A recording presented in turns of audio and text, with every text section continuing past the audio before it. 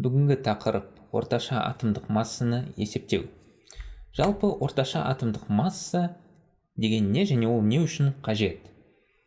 Қараңыз, табиғатта әртүрлі изотоптар болады. Мысалы, хлордың екі изотопын алып көрейік, 35 және 37.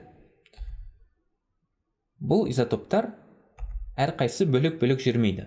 Табиғатта хлордың барлығы осы екі изотоптың аралас түрі болып келеді. Сол үшін оның массасын біз не қаншаға тең екенін білуіміз қажет. 35-ке тең бе, әлде 37-ге ме? Негізі екеуінің біреуі де емес. Осы үшін біз орташа атомдық массаны есептейміз. Осы аралас түрлі изотоптардан тұратын заттардың орташа массасын білу үшін. Оны біз қалай есептейміз? Қараңыз, әр изотоптың белгілі бір таралу мөлшері болады. Демек, жалпылама бізде бір хлордың белгілі бір мөлшері бар, оның қанша пайызы 35, қанша пайызы 37 изотопы екенін біз білеміз. Мысалы, хлордың табиғаттағы таралуы 35 изотопы 75-те 5% болады, ал 37 изотопы 24-те 5%. Енді осы арқылы хлордың орташа атомдық массасын қалай есептейміз? Ол үшін біз әр изотоптың массасын оның таралу мөлшеріне көбейтеміз және шыққан сандарды қосамыз. Мысалы, 35 массасын көбейтеміз 0,755-ке, демек біз пайызбен алмаймыз. Таралуын пайыздан бөлшек түріне ауыстырамыз, сол үшін 35 көбейту 0,755 деп аламыз. Оған қосамыз келесісін, 37 көбейту 0,245.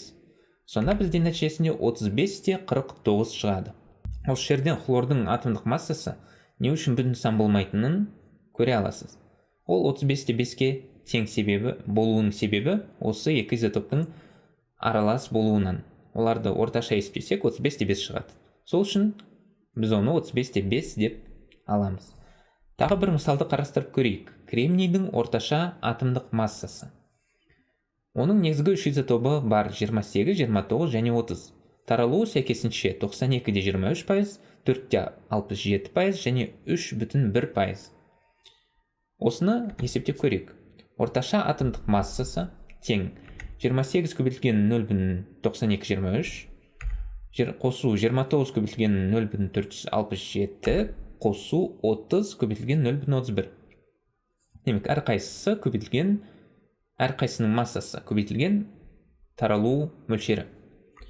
Нәтижесінде бізде 28-де 11 шығады. Демек, біз жай ғана 28 деп ала берсек болады.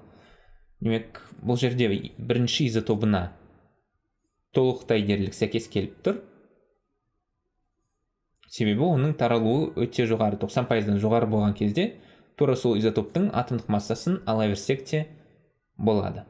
Бірақ сонда да одан сәл ғана айырмашылығы болады, 0,11 мөлшерінде.